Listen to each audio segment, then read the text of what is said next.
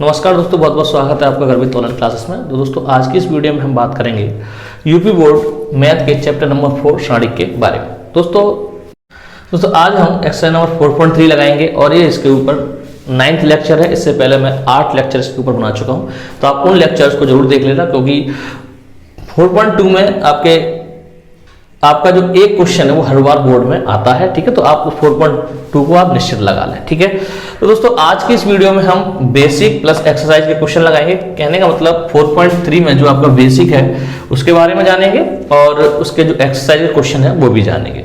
तो दोस्तों ये भी आपकी एक इंपॉर्टेंट एक्सरसाइज है। कुछ क्वेश्चन नंबर दूसरा जो है इसका बहुत वेरी इंपॉर्टेंट क्वेश्चन है और देखेंगे किस तरीके से उसे निकालेंगे। तो दोस्तों आज की वीडियो स्टार्ट करने से पहले बता दूं, यदि आपने हमारा चैनल अभी तक सब्सक्राइब नहीं किया है तो नीचे आने वाले रेड कलर के बटन पर जाकर सब्सक्राइब कर लें, साथ में आने वाले बेल आइकन पर जरूर क्लिक करें, जिससे कि इस चैनल पर आने वाली लेटेस्ट वीडियो की जानकारी आपको सबसे पहले मिल सके। तो दोस्तों देखते हैं।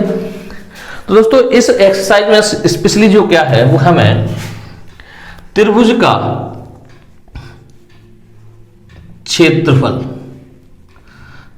क्षेत्रफल हमसे पूछा गया है। ठीक है, तो दोस्तों आपने पिछली जो कक्षा थी उनमें आपने पढ़ा था कि जब हमें 3 बिंदु ज्ञात हों, ठीक है, कहने का मतलब x1, y1, दूसरा तुम्हारा x2, y2 व तीसरा जो है वो आपका x3, y3 अगर हमें ज्ञात हो तो त्रिभुज का क्षेत्रफल जो होता था वो होता था आपका डेल्टा 1/2 x1 और आपका y2 minus y3 plus x2 y3 minus y1 और x3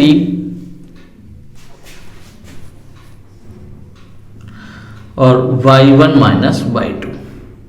ठीक है, ये आपने पिछली प्रश्नावली में एक फॉर्मूला पढ़ा था आपने, जब हमें किसी त्रिभुज के 3 बिंदु ज्ञात हैं, 3 शीर्ष ज्ञात हैं, x1 y1 x2 y2 और x3 y3, तो हम त्रिभुज का क्षेत्रफल जो है वो होता है आपका 1/2 x ब्रैकेट में आपका y2 minus y3 plus x2 y3 minus y1 plus x3 y1 minus y2।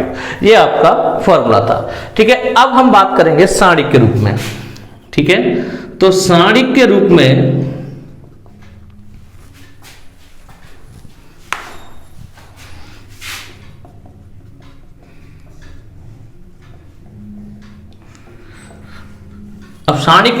अब हमें इसका क्षेत्रफल कैसे निकालेंगे। ठीक है, तो कैसे निकालेंगे, सिंपल, अगर हमें 3 बिंदु इसी तरीके से ज्ञात हैं तो इसका सारणिक के रूप में जो क्षेत्रफल होगा वो होगा आपका 1/2 और इसको सारणिक के रूप में लिखेंगे। कहने का मतलब x1 y1 और x2 y2 और x3 y3। ठीक है दोस्तों, जैसा कि हम जानते हैं कि हमारे पास जो सारणिक होता है वो एक वर्ग आव्यूह होता है, तो कहने का मतलब यहाँ पर हमें क्या करना पड़ेगा, वर्ग आव्यूह बनाने के लिए से 1 1 1। ठीक है, तो यहाँ पर हमें एक 1 1 लेके चलना पड़ेगा, तो आप देखेंगे ये 3/3 का एक सारणिक प्राप्त हो जाता है। ठीक है, तो अब सिंपल इसका आपको केवल प्रसार करना है, वही हमारा क्षेत्रफल होगा। ठीक है, कहने का मतलब हमें जो 3 बिंदु दे रखे होंगे उसको हम सारणिक के रूप में x1 y1 x2 y2 x3 y3 बाकी बात 1 1 1 ये आपको लिखना है। और दोस्तों जैसा कि हम जानते हैं कि क्षेत्रफल जो होता है वो एक धनात्मक राशि होती है। अगर हमें इसका सारणिक का मान अगर हमें ऋणात्मक मिलता है तो हम उसका निरपेक्ष मान, मतलब उसका निरपेक्ष मान निकाल लेंगे प्राप्त क्षेत्रफल का। ठीक है, तो वो हमें क्या मिलेगा, एक धनात्मक मिलेगा। ठीक है, कहने का मतलब अगर किसी त्रिभुज का क्षेत्रफल हमें ऋणात्मक प्राप्त होता है तो कहने का मतलब उसका हम एक निरपेक्ष मान निकाल देंगे तो हमें वो आंसर जो है धनात्मक प्राप्त हो जाएगा। ठीक है, तो कहने का मतलब यहाँ पर मैं ये कह सकता हूँ कि ये आपका निरपेक्ष मान होता है इस सारणिक का हल। ठीक है, जो आपका त्रिभुज का क्षेत्रफल होगा। तो दोस्तों केवल यही आपको फॉर्मूला इसमें याद रखना है। ठीक है, अब इसके हिसाब से हम प्रश्न देखेंगे। तो क्वेश्चन नंबर हम पहला देखेंगे आपका एक्सरसाइज नंबर 4.3 का। इस क्वेश्चन को प्रारंभ करने से पहले बता दूं, आपका एक प्रॉपर्टी और इसमें होती है, जैसा कि हम जानते हैं कि 3 बिंदु अगर आपके x1, y1 x2, y2 x3, y3। ठीक है, ठीक है, तो पहले तो हम जानते हैं कि इसका जो क्षेत्रफल निकलेगा वो निकलेगा 1/2 x1 y1 x2 y2 और x3 और y3 और यहाँ पर लिख देंगे 1 1 1। ठीक है, तो अगर ये तो हमारा क्षेत्रफल निकालने का फॉर्मूला, ठीक है।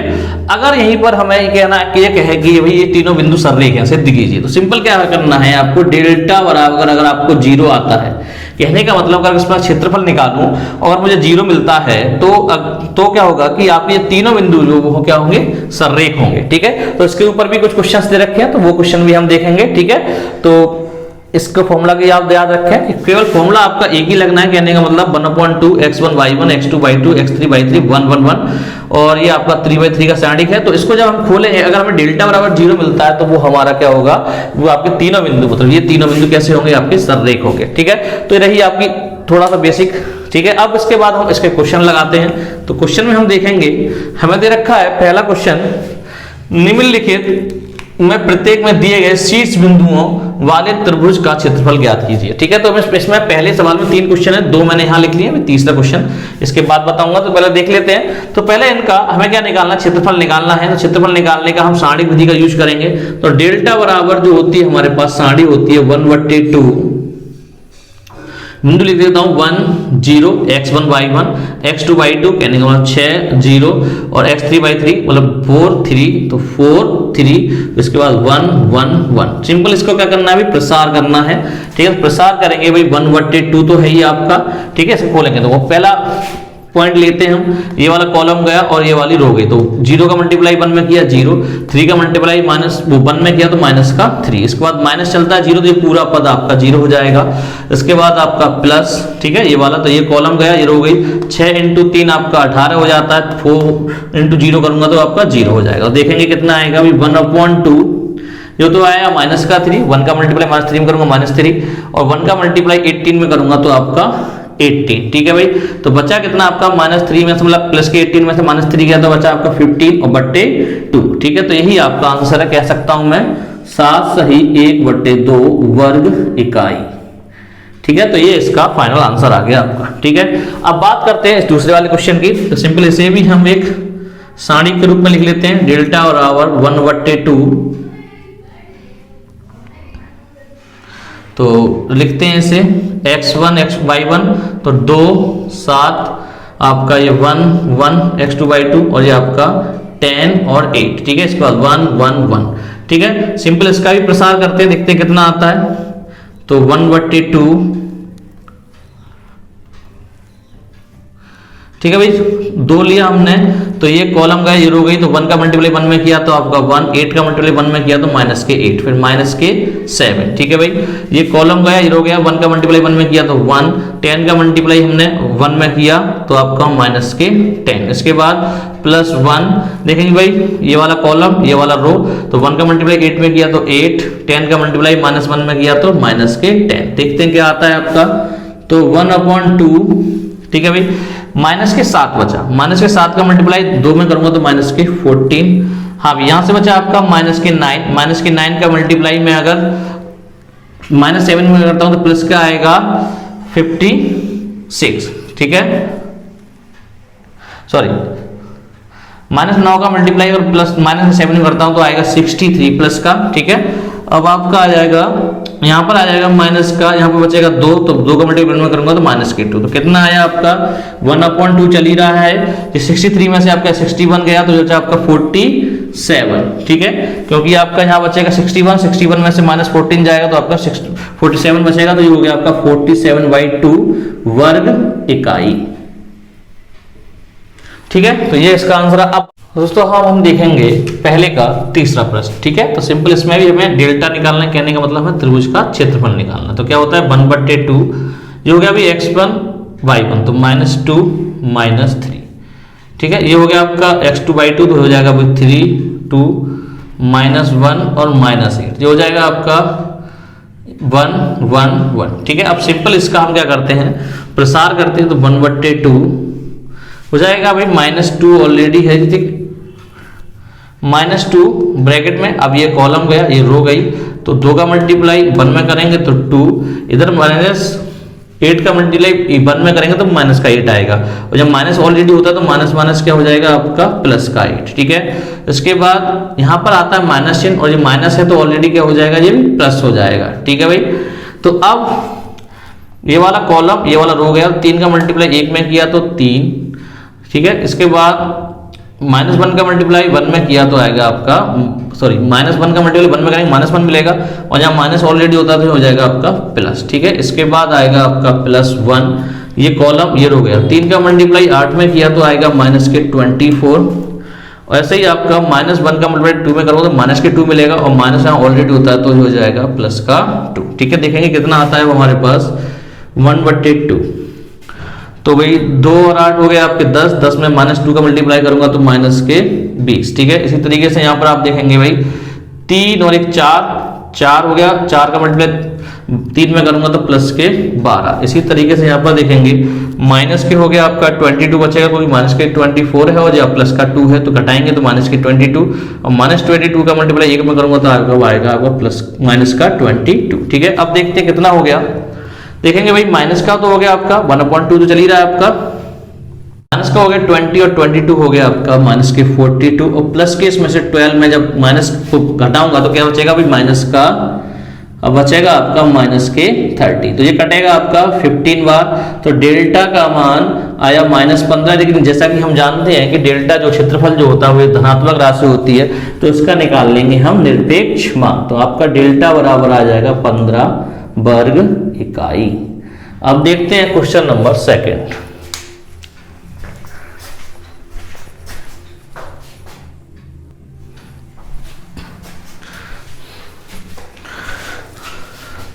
तो दोस्तों क्वेश्चन नंबर 2 हमें दे रखा है, दर्शाइए कि बिंदु A बराबर A में रखा है A, B + C, B, C + A और C, A + B सररेख है, ठीक है। भाई सररेख होने के लिए कंडीशन हमारे पास क्या है कि डेल्टा का मान क्या आना चाहिए, 0 आना चाहिए, ठीक है।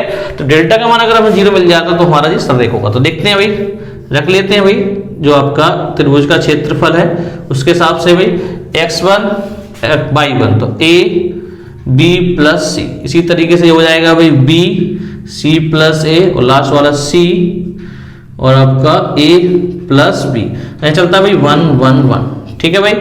अब हम देखते हैं कि अगर मैं कॉलम 1 में परिवर्तन करूं, कॉलम 1 + कॉलम 2, ठीक है। इस टाइप के क्वेश्चन में पीछे करा चुका हूं तो आप उन्हें देख सकते हैं। तो मैं A में B + C जोड़ूंगा तो क्या हो जाएगा भाई A + B + C। इसी तरीके से यहाँ पे C + A में B जोड़ूंगा तो यहाँ पर भी A + B + C, तो सेम टू सेम यहाँ पर भी A + B + C, तो यहाँ पर क्या बचा आपका B + C + A और A + B, ये आपका 1 1 1, ठीक है भाई। कॉलम 1 से A + B + C कॉमन लेने पर, तो कॉमन लेता हूं तो क्या आ जाएगा भाई 1/2 A + B + C, ये बचेगा आपका 1 1 1, आपका यहाँ पर B + C + A + B 1 1 1, ठीक है। अब हम देखेंगे कॉलम 1 और कॉलम 3 आपके क्या है भाई समान, मतलब अवयव कैसे हैं, बिल्कुल समान है। जब किसी सारणी के 2 रो या 2 कॉलम मतलब के अवयव आपस में बराबर हो जाते हैं तो सारणी का मान होता है 0। तो कहने का मतलब 1/2 A + B + C, इसका मान हो गया 0, तो हमें क्या मिला भाई डेल्टा बराबर 0। तो हम कह सकते हैं कि बिंदु A B C आपके सररेख है। अब बात करेंगे क्वेश्चन नंबर 3 की। तो दोस्तों क्वेश्चन नंबर 3 हमें दे रखा है, प्रत्येक में K का मान ज्ञात कीजिए यदि त्रिभुज का क्षेत्रफल 4 वर्ग इकाई है, ठीक है। जहां शीर्ष बिंदु हमारे पहला क्वेश्चन और दूसरा क्वेश्चन में दे रखे हैं, हमें त्रिभुज के शीर्ष दे रखे हैं। दोस्तों इस टाइप में आपके 2 तरीके से क्वेश्चन पूछे जाते हैं, मतलब K के मान पता करने के लिए। एक तो या तो हमें त्रिभुज का क्षेत्रफल दे रखा हो, ठीक है, तब हम सिंपल निकाल सकते हैं। दूसरा होता है कि हमसे कह दिया जाए कि ये तीनों बिंदु सररेख है, कहने का मतलब ये तीनों बिंदु क्या है भाई सररेख है, तो K का मान ज्ञात कीजिए। तब हम क्या रखेंगे भाई डेल्टा बराबर क्या रखेंगे भाई 0 रखेंगे। जब डेल्टा बराबर 0 रखेंगे तो हमारा सीधा K का मान प्राप्त हो जाएगा, ठीक है। तो यहाँ पर तो हमें डेल्टा का मान जो दे रखा है वो 4 दे रखा है, तो सिंपली हमारे पास डेल्टा बराबर क्या होगा फॉर्मूले के हिसाब से रख देंगे 1/2, ठीक है भाई K 0 4 0 0 2 1 1 1, ठीक है भाई।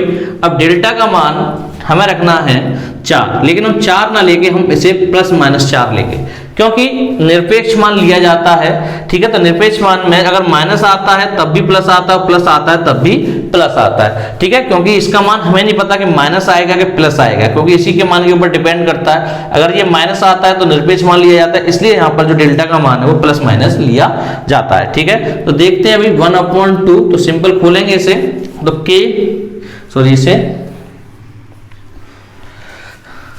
तो खोलते हैं ऐसे, तो के आपका ये रो गई और ये कॉलम गया, 0 का मल्टीप्लाई 1 में किया 0, 2 का मल्टीप्लाई 1 में किया तो माइनस के 2। इसी तरीके से आपका माइनस, ये तो पूरा 0 हो गया, क्योंकि 0 का मल्टीप्लाई किसी भी संख्या में करते 0 हो जाता है। उसके बाद प्लस का 1, तो ये वाला कॉलम और ये वाला, तो 4 का मल्टीप्लाई 2 में किया तो 8 और 0 का मल्टीप्लाई 0 में किया तो आपका 0। देखते हैं क्या आता है हमारे पास, तो प्लस माइनस 4 1/2, तो जो हो जाएगा भाई माइनस के 2 के। ठीक है भाई, और जो हो जाएगा आपका प्लस का 8। ठीक है, इसमें से हम क्या करते हैं, आपका -2 कॉमन ले लेते हैं, तो सॉरी 2 कॉमन ले लेते हैं, तो बचेगा क्या, माइनस का k प्लस का 8। ठीक है भाई, 2 से 2 कैंसिल, सॉरी 4 बचेगा यहाँ पर। ठीक है भाई, तो हमारे पास क्या आया, plus minus 4 is equal to minus k plus 4। ठीक है भाई, अब पहले हम लेंगे भाई धन चिन्ह लेने पर, धन चिन्ह लेने पर, तो भाई क्या हो जाएगा भाई, माइनस के प्लस 4 बराबर प्लस के 4। यहां से प्लस के 4 से प्लस 4 कट जाएगा, तो के बराबर मिलेगा हमें 0। ठीक है भाई, अब दूसरी स्थिति में करते हैं भाई ऋण चिन्ह लेने पर, मतलब माइनस चिन्ह लेने पर, तो क्या हो जाएगा भाई, माइनस चिन्ह लेंगे तो क्या हो जाएगा भाई, आपका -4 बराबर के -4, सॉरी प्लस आपका यहाँ पर माइनस के 4 लिया यहाँ पर, और ये आपका प्लस का 4, माइनस के चल रहा है ये। ठीक है, प्लस के 4। ठीक है भाई, मैंने कहने का मतलब सिंपल, इसमें यहाँ पर माइनस चिन्ह ले लिया, तो -4, अब माइनस का के है ये और प्लस का 4 है ये आपके पास। मैं प्लस 4 को इधर लेके आऊंगा तो क्या हो जाएगा भाई, माइनस के बराबर -4 और -4, तो कहने का मतलब के बराबर हो जाएगा -8, माइनस से माइनस कटा, तो के बराबर आपका आ गया 8। ठीक है, तो यहां से हमें के 2 मान मिले, के बराबर 0 और के बराबर 8।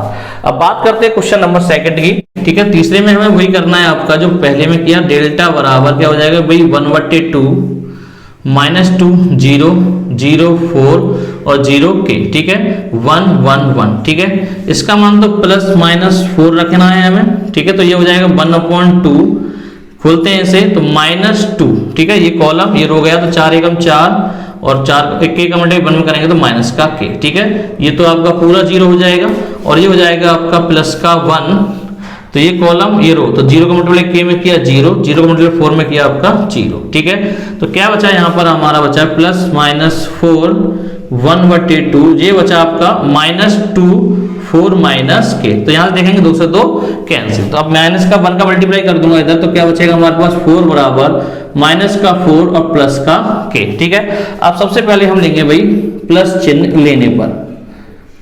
ठीक है भाई, प्लस चिन्ह लेंगे तो क्या हो जाएगा भाई, 4 बराबर -4 प्लस के। ठीक है, के को इधर लाऊंगा तो क्या हो जाएगा, +4 + 4 कहने का मतलब के, तो के बराबर आ गया आपका 8। ठीक है, दूसरा चिन्ह लेंगे भाई माइनस चिन्ह लेने पर, तो माइनस चिन्ह लूंगा मैं तो क्या हो जाएगा भाई, माइनस के 4 है और ये माइनस के 4 प्लस के है, तो -4 से -4 घटा तो के बराबर आ गया आपका 0।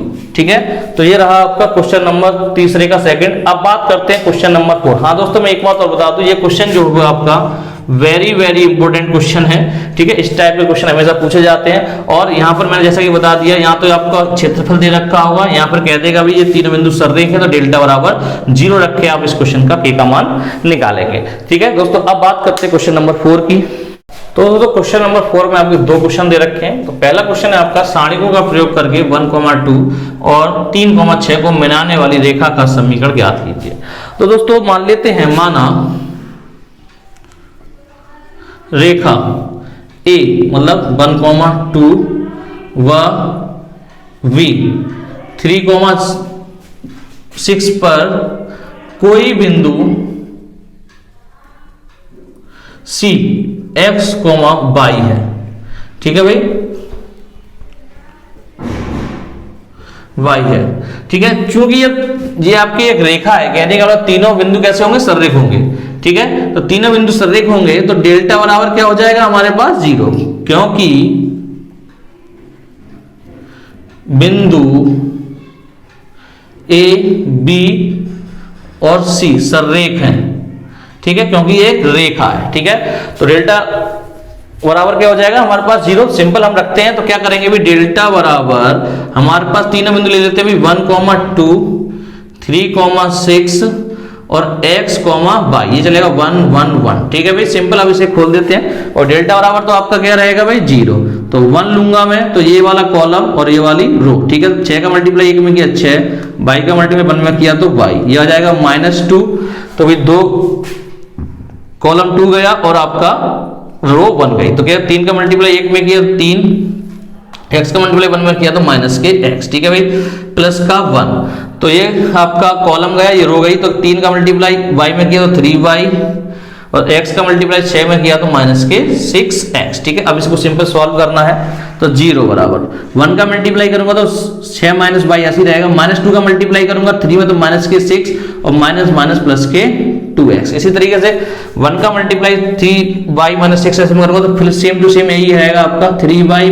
- 6x, ठीक है। तो देखते हैं आप कितना आएगा, देखें भाई 6 से -6 आपका कैंसिल, हाँ भाई y आपका 3y है और जब माइनस का y तो 2y बचेगा, ठीक है, बराबर है चल रहा है। ऑप्शन से 6x में से 2x गया तो -4x, ठीक है भाई। कहने का मतलब मैं दोनों इधर ले आऊं तो क्या हो जाएगा आपका, यहाँ पर आप इससे -2 कॉमन ले लीजिए तो बचेगा, यहाँ पर आप 2 कॉमन ले लीजिए, क्या करते हैं भाई 2 कॉमन ले लेते हैं तो y - 2x, 2 तो 0 में पहुंच गया तो क्या आएगा भाई y - 2x बराबर 0, यहाँ पर ले सकते हैं हम 2x - y बराबर 0, तो यही आपका रेखा का समीकरण है, ठीक है। अब देखते हैं इसका क्वेश्चन नंबर 2। दोस्तों क्वेश्चन नंबर 2 है आपका चौथे का सेकंड, सारणिकों का प्रयोग करके 3, 1 और 9, 3 को मिलाने वाली रेखा का समीकरण ज्ञात कीजिए। क्वेश्चन नंबर फर्स्ट की तरह ही है, चौथे के फर्स्ट की तरह बिल्कुल सेम टू सेम, केवल जो चेंजेस है वो केवल बिंदुओं का चेंजेस है, ठीक है। तो सिंपल मैं उसी तरीके से करता हूं, माना रेखा ए बी मतलब 3, 1 और 9, 3 पर कोई बिंदु x y है तो डेल्टा 0, क्योंकि बिंदु ABC क्या है सररेखा। सिंपल खोलते हैं हम उसी तरीके से भाई, डेल्टा 1/2 सारणिक बना लेते हैं, इसका कितना आएगा भाई 3, 1, 9, 3 और यहां पर x, y, ये 1, 1 और ये 1, ठीक है। अब खोल देते हैं ऐसे तो ये 0 हो गया भाई 1/2, ठीक है। तो जो हो जाएगा आपका 3, ये वाला कॉलम ये वाला रो, 3 एकम 3, y का 1 मल्टीप्लाई किया तो y, इसके बाद -1, ऐसे ये वाला कॉलम ये वाला रो, 9 का मल्टीप्लाई 1 में किया तो 9, x का मल्टीप्लाई 1 में किया तो -x, इसी तरीके से आपका प्लस का 1, ठीक है। तो ये वाला कॉलम ये वाला रो 9 का मल्टीप्लाई y में किया तो 9y माइनस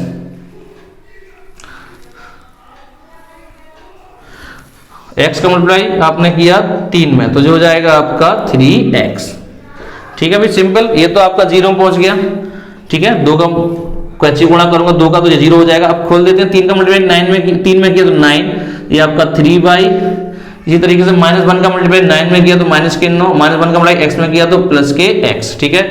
इसी तरीके से 1 का मल्टीप्लाई इसमें पूरे में करूंगा सेम टू सेम रहेगा आपका 9y - 3x, ठीक है। तो अब देख लेते क्या क्या बचता है भाई, -9 से +9 कैंसिल, ठीक है। ये 3y ये 9y तो प्लस का बचेगा भाई 6y, ठीक है। इसी तरीके से x और ये बचेगा आपका 2x, ठीक है, बराबर 0। इसमें से आप 3 कॉमन ले सकते हैं, या फिर पहले आप इन दोनों को इधर ले आइए, इसको लाऊंगा तो प्लस का 2x और माइनस के 6y बराबर 0, 2 कॉमन लिया मैंने तो x - 3y बराबर 0, 0 में पहुंचा तो आंसर आएगा x - 3y बराबर 0, ठीक है। यही आंसर है दोस्तों। क्वेश्चन नंबर जो चौथा है वो इंपोर्टेंट क्वेश्चन है, ठीक है। तो ये क्वेश्चन आपका पेपर में कई बार पूछा गया है, ठीक है। तो आप इस क्वेश्चन को एक बार जरूर लगा लें। अब बात करते हैं क्वेश्चन नंबर 5 की।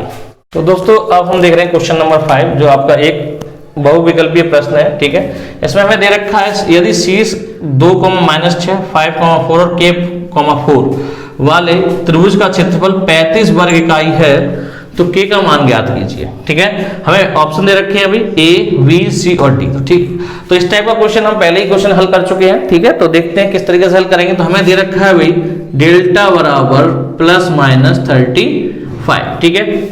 तो अब करते हैं उसी तरीके से। तो डेल्टा बराबर रखेंगे भाई 1/2 सारणिक बनाएंगे आपका 2, -6, 5, 4 और आपका k 4, उसके बाद आपका 1, 1, 1। ठीक है, तो हमें क्या दे रखा है, हमें दे रखा है भाई प्लस -35 मतलब डेल्टा का मान, इसके बाद 1/2। ठीक है, इसे खोल देते हैं तो 2 ये गया और ये गया, तो 4 का मल्टीप्लाई 1 में किया तो 4, 4 का मल्टीप्लाई 1 में किया तो 4। ठीक है, माइनस के 4, इसके बाद माइनस माइनस प्लस हो जाएगा 6, ये गया और ये गया, तो 1 का मल्टीप्लाई 5 का मल्टीप्लाई 1 में किया तो 5, k का मल्टीप्लाई 1 में किया तो माइनस के k। इसी तरीके से आपका प्लस का 1, ये कॉलम ये रो गया, तो 5 का मल्टीप्लाई 4 में किया तो 20, ये k का मल्टीप्लाई 4 में किया तो माइनस के 4k। ठीक है, अब देख लेते हैं कितना आता है, प्लस -35 तो है ही तुम्हारा 1/2। ठीक है, ये तो 4 से 4 कटा तो 0 हो गया। ठीक है, यहाँ पर आएगा भाई प्लस के 30, 6 का मल्टीप्लाई 5 में कर रहा हूँ और इसका करूंगा तो माइनस के 6k।